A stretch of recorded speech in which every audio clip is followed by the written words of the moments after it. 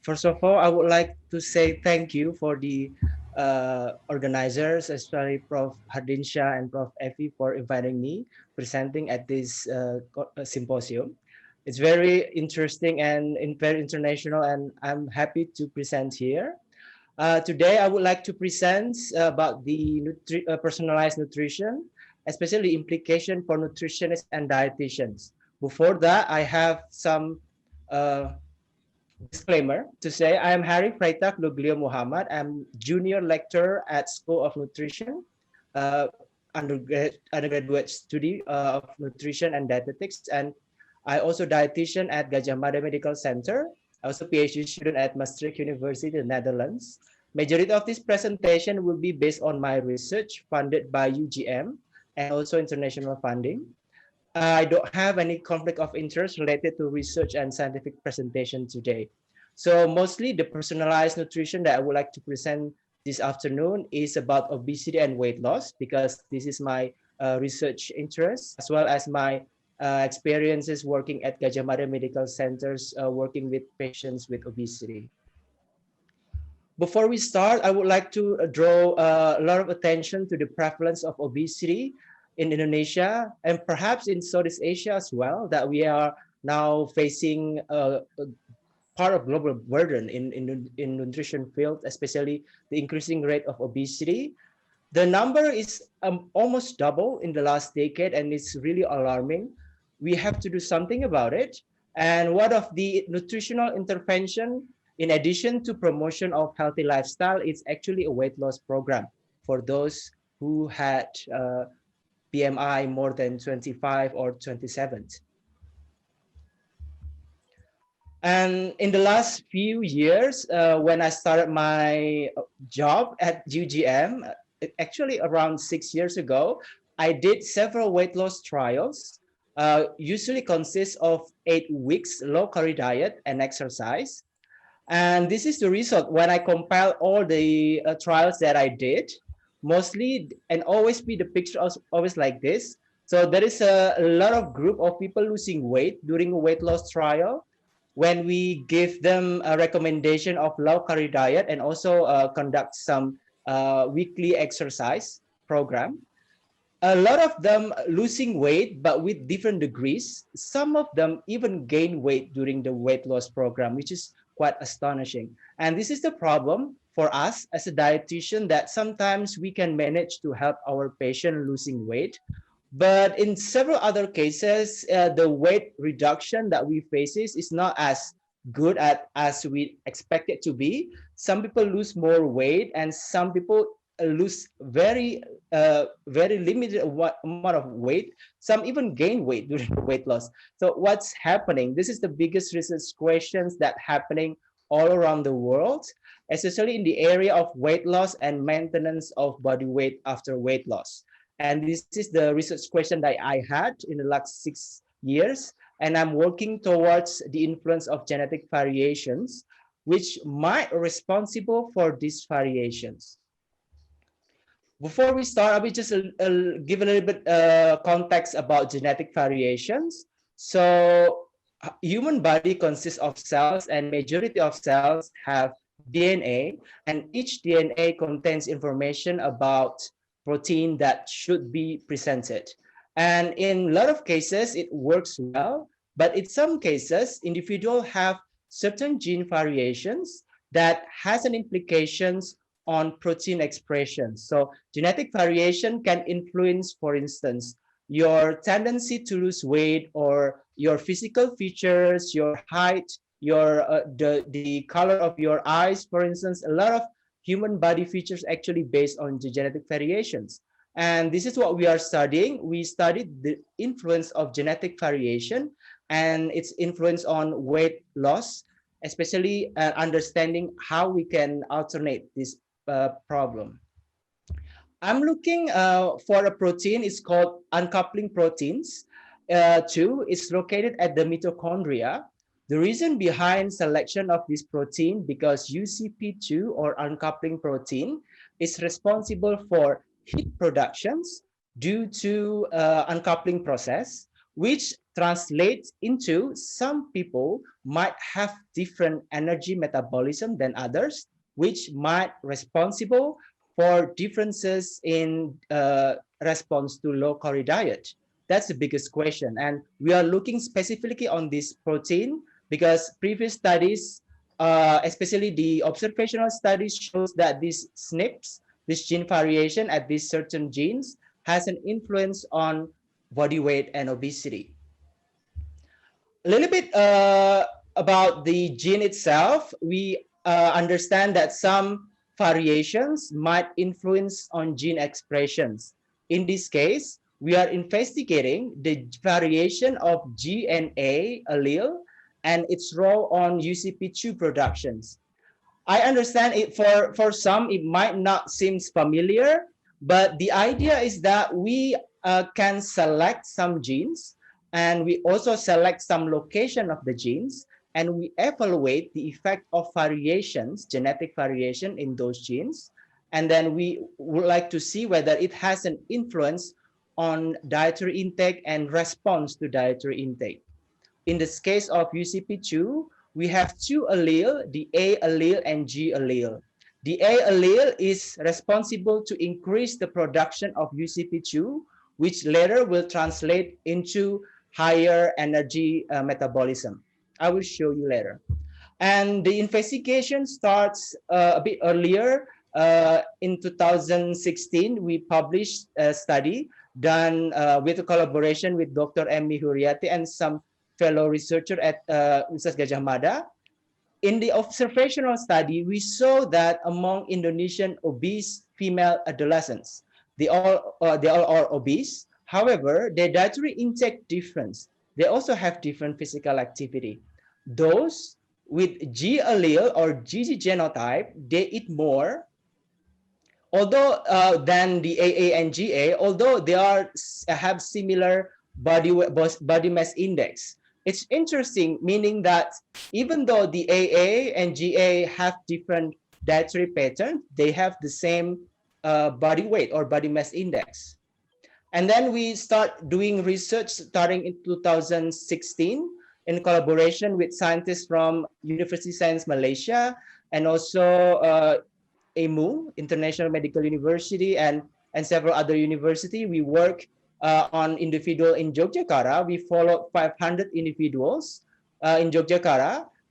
At baseline, we show that in the city itself, almost half of them are normal weight, and almost half of them are overweight or obese. So the prevalence of overweight and obesity is 44%. It's quite alarming. And it's very important to address this as a problem in Indonesia itself, that we have now a lot of people with body weight problems. And then after 2 years of follow-up, we showed that some people lose weight, some people gain weight. And this is normal to observational study. And we showed that here, majority gain weight around a kilo within 2 years. It might not seem a lot, but if you follow this 1 kilo after 5-10 years, then you might have an increasing rate of obesity by just looking at the natural cause of obesity. And we investigated how this is happening. So we evaluate the effect of dietary intake, and it's already published at British Journal of Nutrition in August. And we show that energy intake is responsible for weight gain. However, not for everybody. So after after 2 years of follow-up, subjects gain weight around 1 kilos, but the changes of weight gain is different. And then we evaluate the effect of energy intake using a correlations analysis, and we show that those with the GG genotype, they are more easier. The correlation between energy intake and changes in body weight is positive and significant, showing that they are more likely to gain weight because of increasing energy intake. But those with AA and GA genotype, the body weight changes is not associated with energy intake. And then the question is, why they gain weights? This is not based on energy intake. This is very important for us dietitians because we often look weight loss as a way to do induce weight loss is by reducing energy. So understanding how energy intake can influence body weight gain is very important. And in this case, we show that not everybody gain weight because of they eat a lot. Some people gain weight because other things. And in this case of Gigi, they do gain weight because of energy intake. And then there is actually a study done a decade ago showing that the AA variation, those with the genotype of AA, they have higher metabolisms.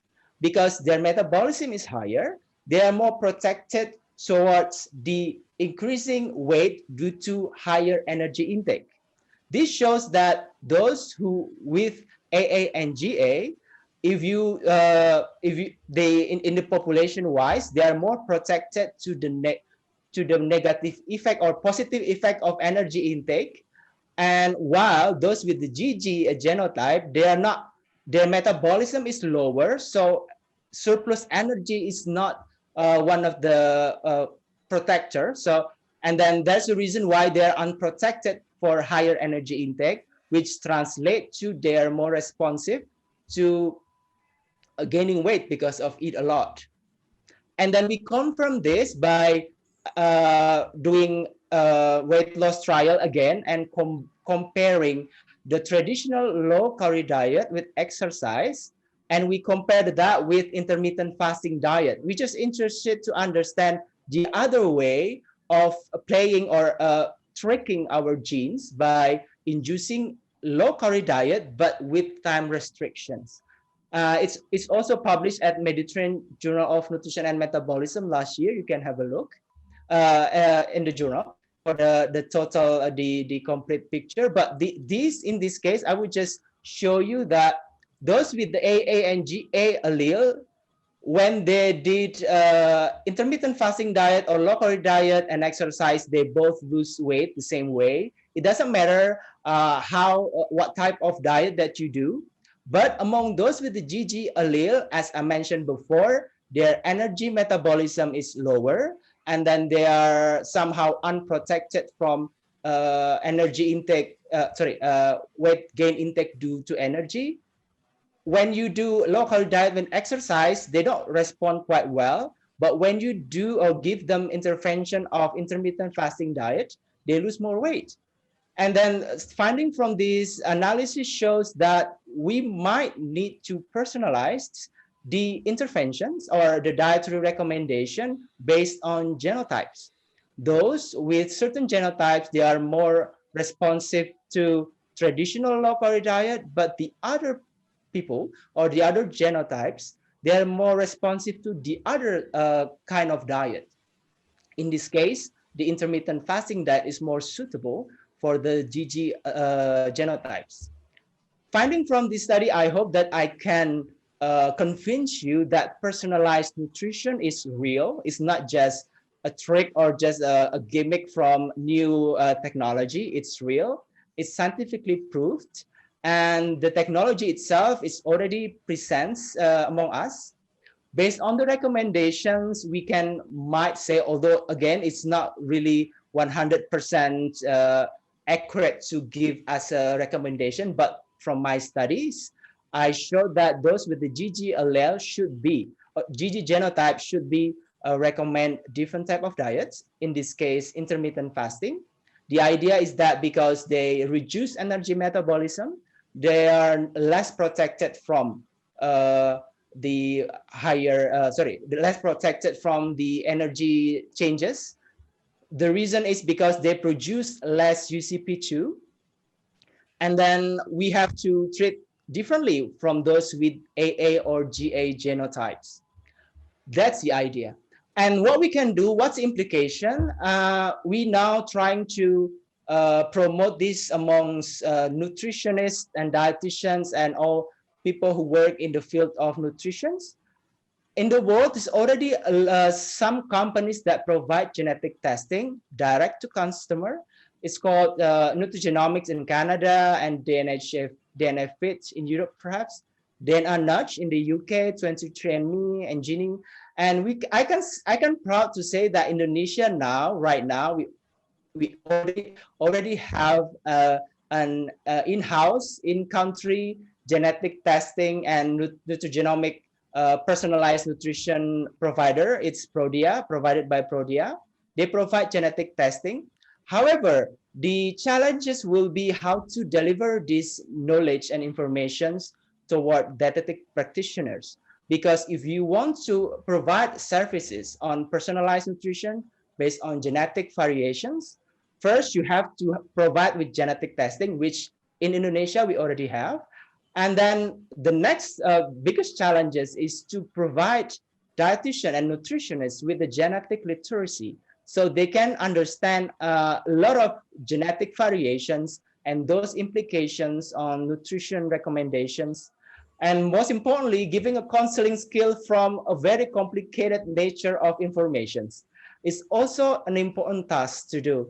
So for us who work in the academic, also in teaching nutritionists, for me as especially teaching dietetic students, it's very important for us to give this as early as possible so that in the future it could be when it's already recommended by a lot of nutrition dietetic bodies, the workforce is already there.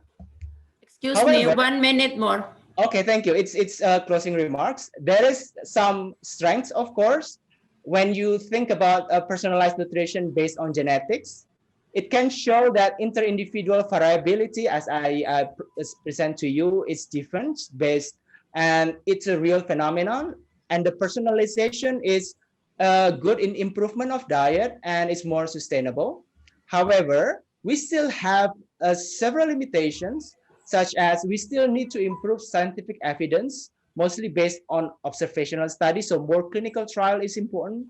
And then we need to design a randomized control trial with a very good efficacy and safety.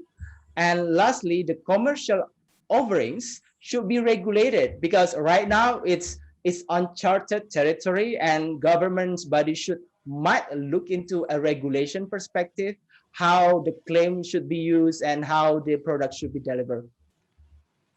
And that's all. I hope that with this 15 minutes, you can have an idea, and also I can convince you that personalized nutrition is one of the important things or future of nutrition in the post-genomic era. Thank you very much. First of all, I would like to thank to the organizing committee, especially for the Pergisi Pangan, ya, Pergisi Pangan, and also Federation of Asian Nutrition Society for inviting me to this webinar. Yeah, a few moments ago, there is an internet problems here. However, I hope that from now on, it will be okay. So the title of my presentation today is the medical nutrition therapy in the management of type 2 diabetes and also chronic kidney disease. Saya yang share screen atau dari sana udah ya Mbak ya, Bu? Yeah, I can see your screen, Ibu now. Sudah Yes. Saya Yes. share screen. Yes, and now it is your curriculum vitae. Okay. Share ya. Okay.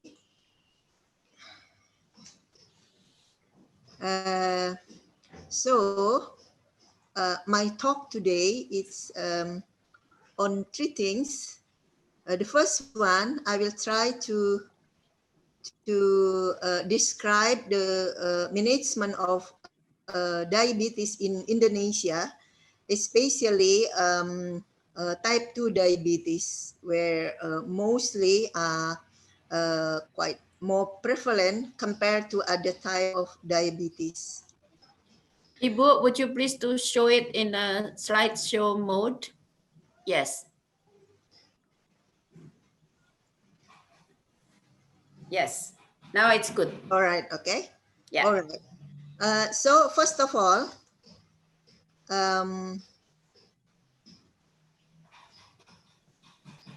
for the diabetes management in Indonesia, we follow the consensus of the Indonesian Endocrinology Society, where as a background, before this one, yeah. So first of all, we know that dietary choices are a key driver of insulin resistance, especially on those for type 2 diabetes, and especially as well amongst obese patients and also sedentary population. Increases in consumption of calorie-dense foods, including fast foods, meats, and other animal fats, highly refined carbohydrates, and also sugar-sweetened beverages are thought to play a critical role in the rising rates of type 2 diabetes worldwide. Therefore, as I mentioned before, in Indonesia, we adopt the consensus of Indonesian Endocrinologist Society consensus, where they mentioned that 4 main strategy in diabetes management in Indonesia. The first one is patient and family education. So in every health center or every hospital, clinic, we try to train the health worker as diabetes educators for the management of first line strategy. The second one is physical activity, where we encourage patients to have a high physical activity. The third one is medical nutrition therapy, which will be discussed later on. And then the fourth one is by pharmacotherapy, whether it's oral hypoglycemic agent or insulin.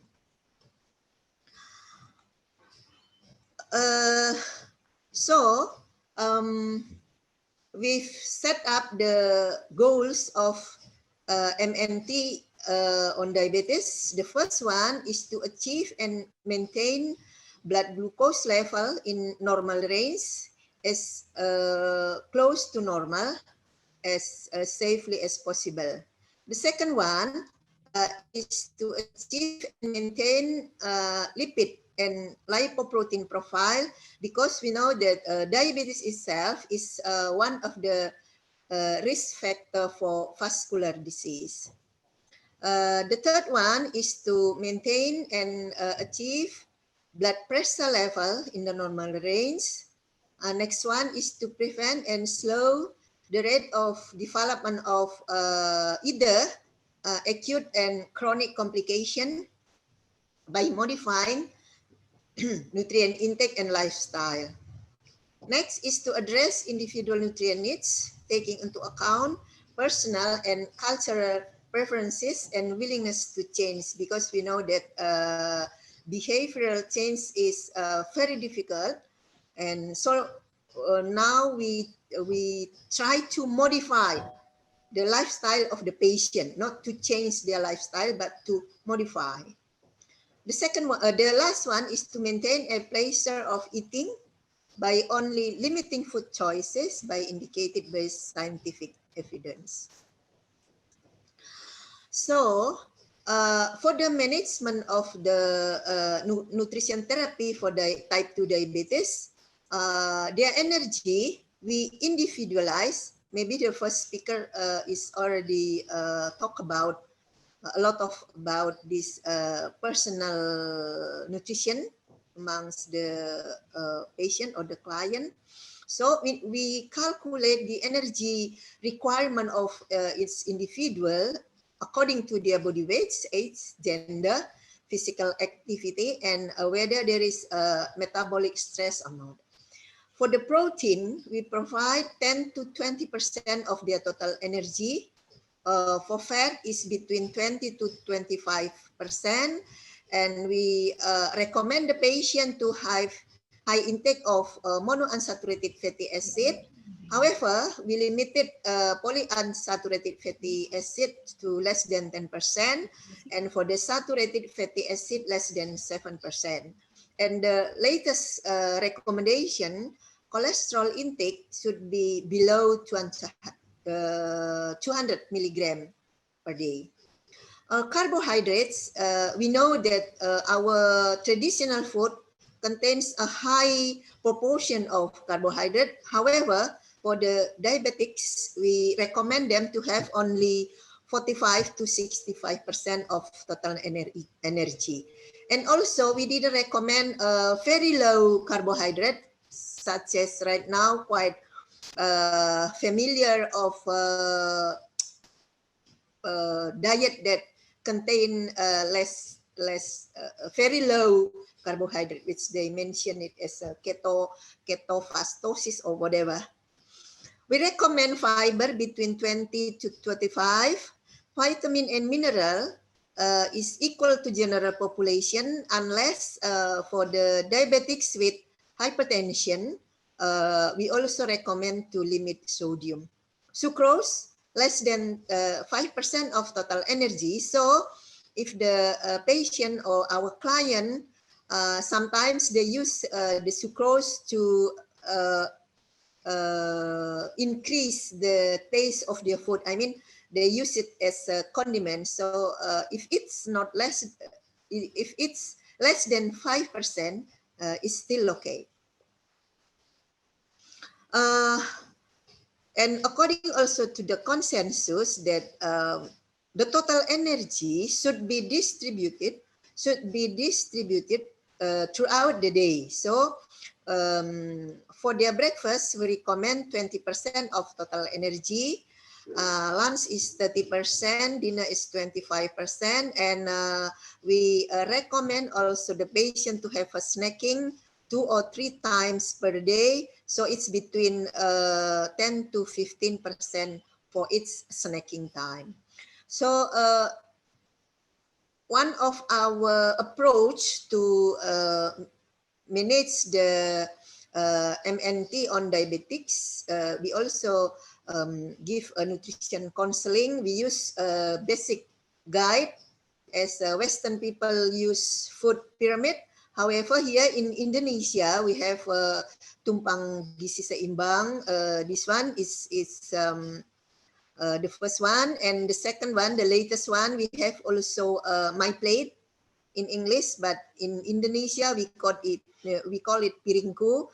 So this one is our cultural background. So we use this as a nutrition counseling for the patient. Because the time is limited, I will pass this one. What I want to talk about in this slide is that we have research recently that analyze whether the food habits of our people is still adopt traditional food habits, or it's tend to a more modern lifestyle. Now, based on IFLS study, Indonesian food habits and lifestyle study, this study is quite a big population, and we find that according to this study that and we already published this data that our population include our those with diabetes is also have traditional food habits where their consumption on cereal and also green leafy vegetables and also fruits is quite a high proportion. And the consumption of animal protein mostly comes from egg, fish, and kacang-kacangan di mana? Nuts and legumes. Yeah. So we can also still conclude that according to their dietary diversity score, that they still adopt traditional food habits. And from this study, we also have found that there is a correlation between the glycated hemoglobin, those in diabetes, and also their dietary diversity score, either in general population as well as amongst those with diabetes.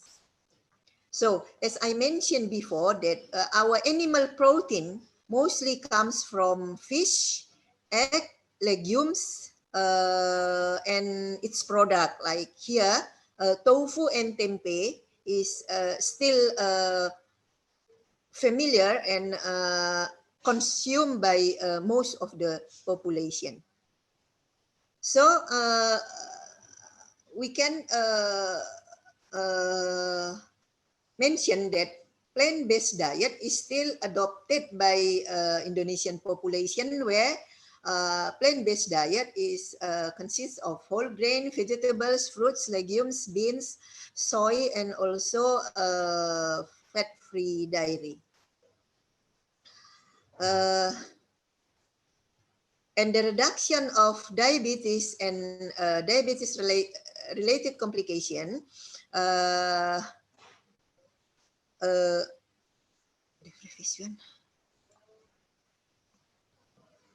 previous one.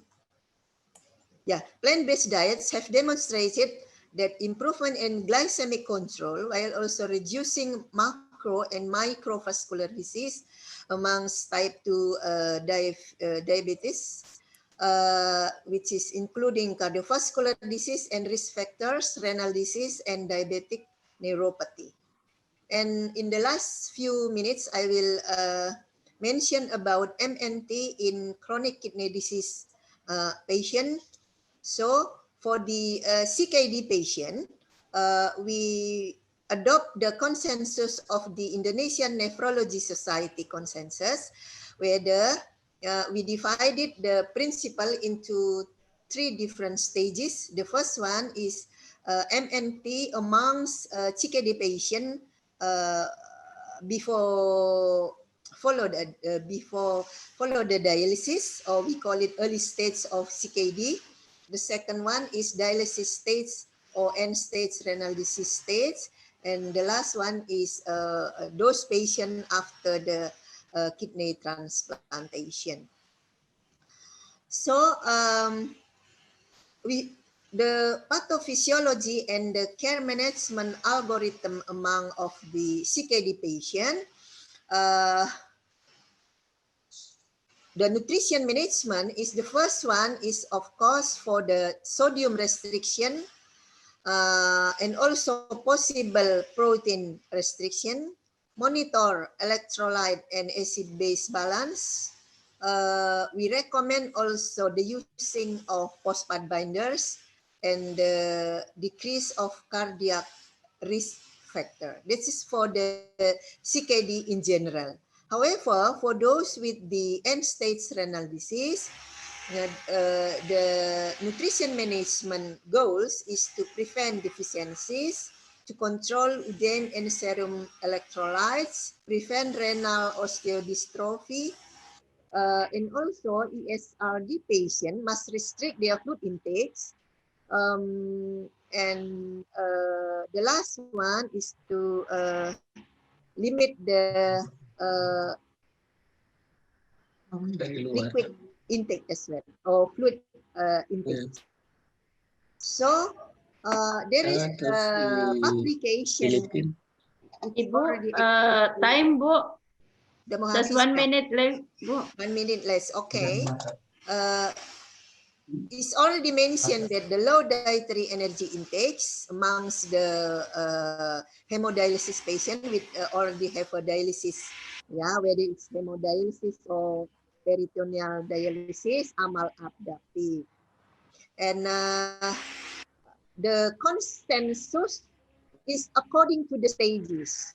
So in for CKD patient as in general, we limit the protein intake. However, for those who hemodialysis or CAPD, the recommendation will increase. Energy between 30 to 30 kilocalorie per kilogram body weight. We limit the phosphorus, sodium, potassium according to their states as well. So in conclusion, medical nutrition therapy is the main strategy in the management of type 2 diabetes as well as in CKD patient. I think that's all for my presentation, Bu Siti. Thank you very much. I would like to extend my gratitude to Professor Dr. Herdensha and to Professor Dr. Ahmad Sulaiman of FANS and to the Food and Nutrition Society of Indonesia and to the organizers for today's webinar. I have no disclosure to make. Everyone reacts differently to stressful situations. The pandemic led to fear, anxiety, and stress. Fear that we may get sick with COVID and die. Fear of losing our jobs. Anxiety brought about by our financial problems like unpaid bills. Knowing where to get food, shortage of money, and stress even when wearing our PPEs and hearing news from the television and the different social media posts. What do we do in the new norm? We learn to accept and adapt, think of ways to boost our immunity, and some of us need to work from home. Stress is our individual response to stressors that may be mental, emotional, and physical reactions. Prolonged stress can cause many health problems. Every time we are under stress, we release free radicals that can damage healthy cells, results to chronic inflammation, and shortening of the telomeres. During the fight or flight, the release of steroids and cortisol hormones will affect the target tissues like your brain, your heart, lungs, kidneys, pancreas, and adrenal glands. It will also raise blood sugar levels, cholesterol, blood pressure, and most importantly, it can lower your immune system. Nutrition plays a role in stress management. Depending on the type of foods we eat, our brains can be happy and our brains can also be sad. Food is the precursor of the neurotransmitters. They are chemical messengers that tell our body what to do and how to feel. Dopamine, which is called the reward chemical, may also come from bananas. Oxytocin, the love hormone, you could get it from watermelon. Serotonin, that could stabilize your mood, could also come from pineapples.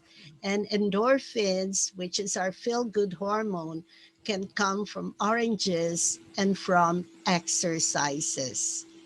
When we consider foods, we have to look at low and high glycemic index foods because low glycemic index foods do not raise your blood sugar levels too fast and it will not lead to mood swings. So we need to avoid processed foods, sugar-sweetened beverages, including white rice and white breads. High fat and high sugar is a double whammy. It leads to inflammation, it spreads to the neuron, it raises cytokine level, and it confuses our immune system, and it overwhelms the immune system that may lead to what you call leaky brain.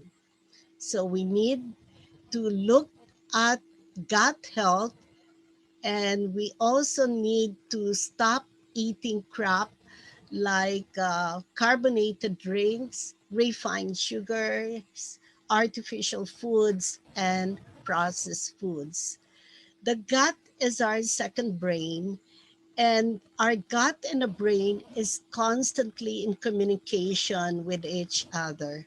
So in order to ensure a healthy gut, we also have to consider taking prebiotics and probiotics. Remember Movaba. Movaba means moderation, variety, and balance. And we need to go and we need to take the go foods, and that would consider generous servings of fruits and vegetables, and 7 to 8 servings of fruit and vegetables on a daily basis is highly correlated with happiness. Consider also omega-3 fatty acids that can prevent neuronal inflammation and the benefits of your prebiotic and probiotic. There are also non-dietary approaches to stress management. And when we talk about the 80-20 rule, 80% of the stress is really coming from ourselves. It is a product of our thoughts. It is a product of our self-talk. While 20% can be attributed to the environment, and in your environment, we can include your boss, your spouse, your children, and the quality of air that we breathe, the food that we take, pollution, and many things. But remember the word mindfulness, because mindfulness is a way wherein we need to be conscious of how we breathe, the movements that we make, the awareness of ourselves, and certainly when we have mindfulness, you are always in the present.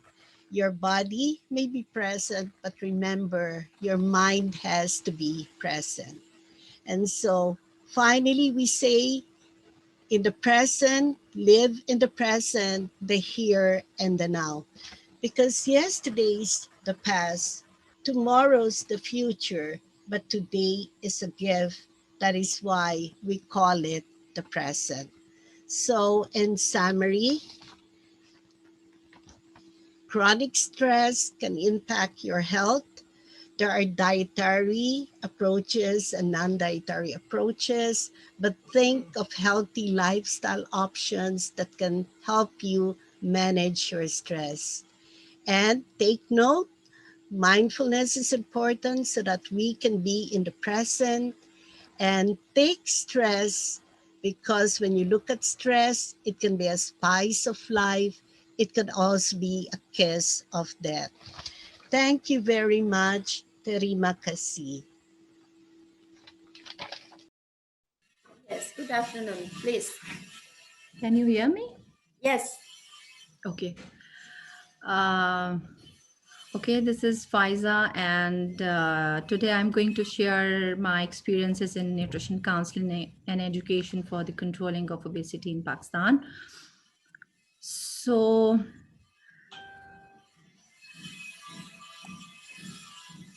can I change the slides? Okay. Yes, it's changed. Yes, we can see you. Okay, let's have a look at the outline of my presentation that I'm going to share in the next 15 minutes. First of all, we will discuss about the prevalence of obesity in South Asia.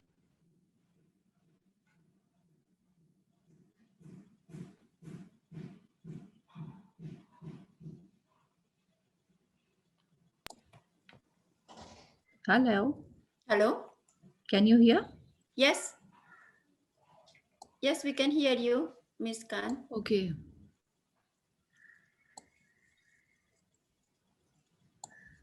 Do you have problem with your slide? Actually, I was unmuted, I guess. The slide will be run by the host. So the host will run your PowerPoint already. Okay. You can see in the screen. Yeah. Yes, I can see. Okay, in the next 15 minutes, we will be going to have a look at the prevalence of obesity in South Asia and Pakistan. and the causative factors of obesity, especially with the concern of Pakistan, and then the origin of the food habits and behaviors. And then I'll be sharing with you some nutrition education actions and initiatives that has been taken on the government level as well as the by the society on a short scale, you can say.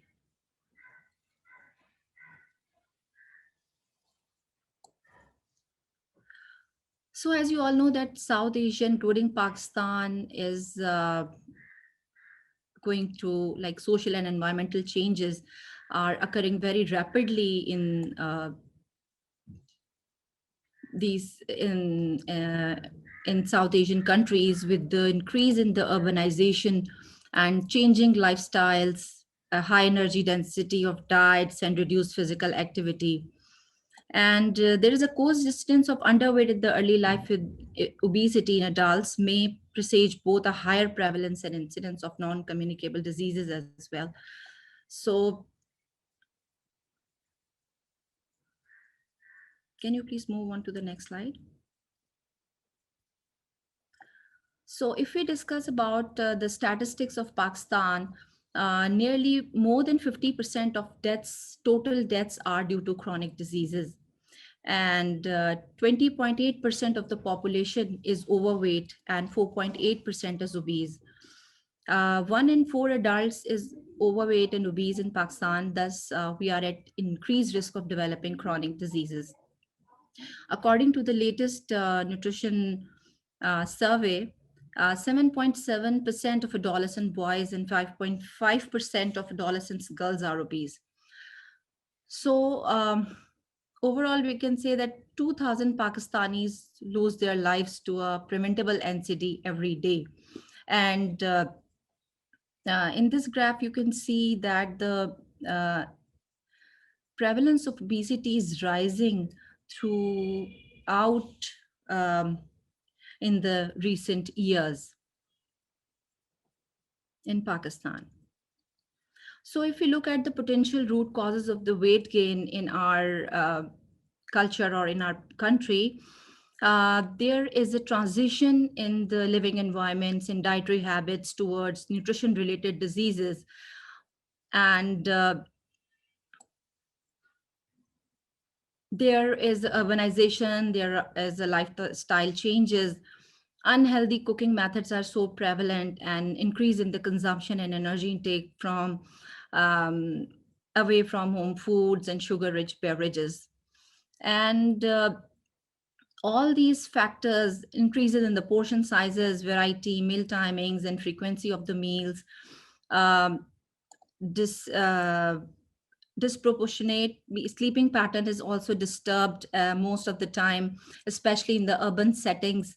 And the physical activity and daily exercise is lacking, actually, especially in the urban population. And as we see that the increasing prevalence of obesity over years negatively affects the health of our population, as obese individuals are at increased risk of developing several chronic diseases like diabetes, cardiovascular diseases, and certain forms of cancers. But we all know that obesity is one of the preventable biological risk factors for all NCDs.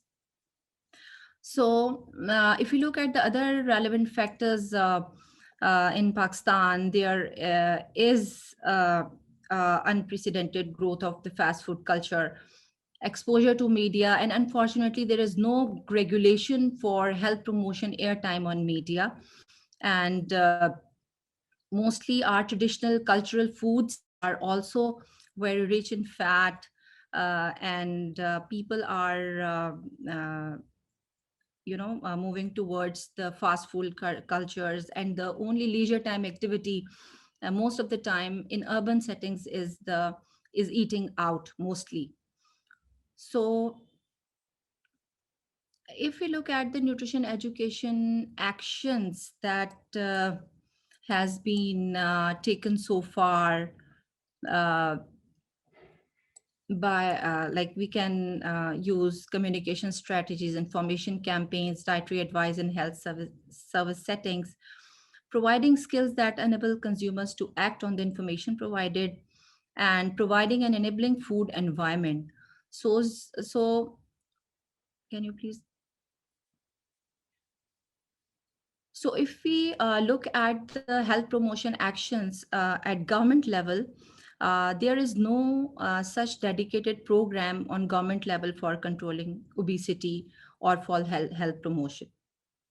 But recently, there is a publication of Pakistani dietary guidelines for better nutrition by FAO and Ministry of Planning and Development of Pakistan in 2019.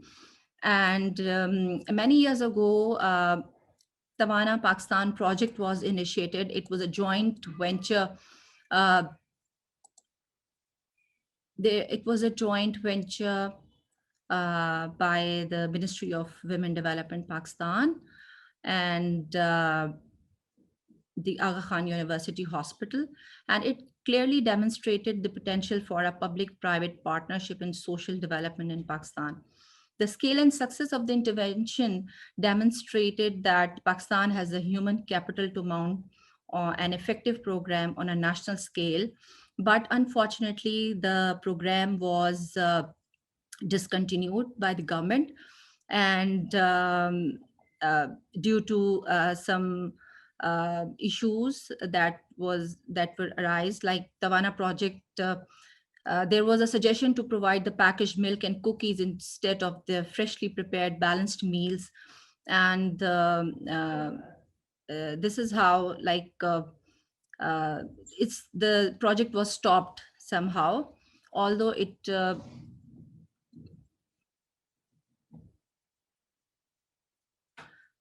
it actually demonstrated that the balanced meal can be achieved from a locally available foods at the nominal cost through training and empowerment of the communities. Recently, 2 to 3 years back, PNDS and Scaling Up Nutrition Academia and Research Training workshop was held for the training of nutrition and dietetic professionals across Pakistan to improve scientific and research writing skills of dietitians and nutritionists at the Dow University of Health Sciences.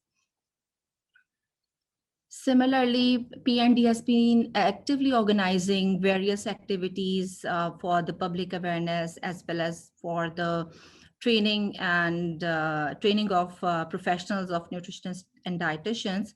And these are some of the programs and seminars that have been conducted on the platform of PNDS for tackling obesity in different chapters of PNDS in Lahore, in Islamabad, in Faisalabad, KPK, and Karachi. PNDS also has been involved in various public awareness activities in the last 17 years.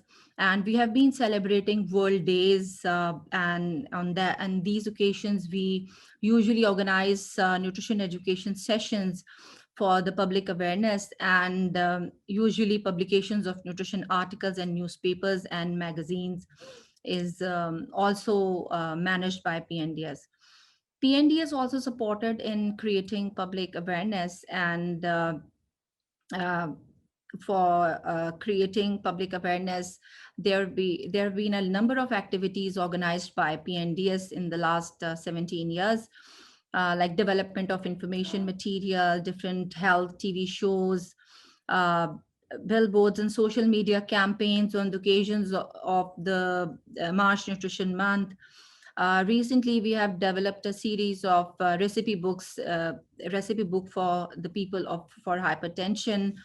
And PNDSP has been involved with the corporate sector as well for their CSR activities, which are focused mainly on health promotion and for the obesity management, like you can say obesity malnutrition, awareness of malnutrition among children and parents. And a school breakfast project was run for 3 years in collaboration with Pfizer. Almost every year, from last few years, we have been organizing press conferences on the occasions of the World Obesity Day and March Nutrition Month in collaboration with different organizations. PNDS and Punjab Food Authority, they actually signed an MOU a few years back, and they launched the Nutrition Awareness Helpline and subsidized nutrition intervention clinics for the public in the Punjab province. Punjab province, Punjab Food Regulation Authority is quite active in organizing such activities in the recent years. We have been involved in organizing various educational activities in school focused on children and school canteen owners. A few years back, PNDS organized nutrition awareness sessions for the parents and the children in almost 10 to 15 schools. And here you can see PNDS put up a stall at a Health Asia Expo, where there was a obesity camp on the stall, and people were coming, and PNDS registered dietitians were available for the dietary consultations and counseling for them at the expo. So if I talk about my personal dietary advice and counseling sessions offered to individuals, I initiated and developed and implemented a worksite nutrition program for Unilever Pakistan in 2005, and it was successfully implemented.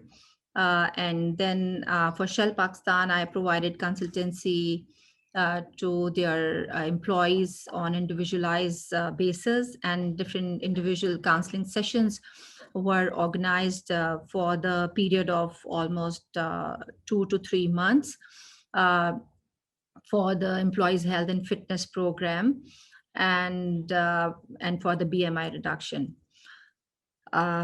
Similarly, I've been part of the nutrition education program in schools, Healthy Eating for Kids. It's a series of sessions organized by Pfizer and PNDS for parents regarding healthy eating practices in 2014 to 2016.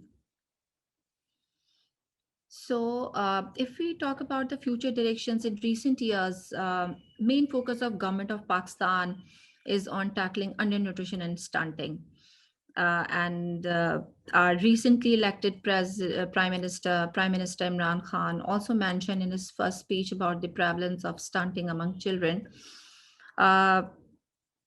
Since there is an increased burden of non-communicable diseases due to increased risk factors in the country, so there is an urgent need to focus on the integration of NCTs on primary care and community level, managing preventable risk factors, and to adopt a multi-sectoral approach on a national level. And government needs to initiate national level programs or provincial level programs for addressing this issue, because all of the activities which I've mentioned earlier in my presentation, these activities were initiated on a very short scale by the society, having limited resources and fundings, and with a very little human resource and little financial support available to us.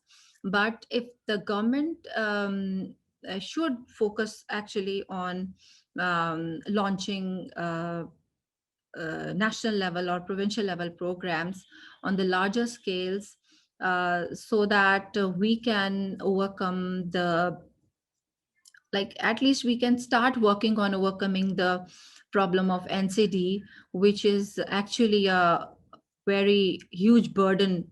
But unfortunately, up till now, we are not recognizing the magnitude of the problem, and we are only talking about the stunting and undernutrition in our country. So these were the initiatives by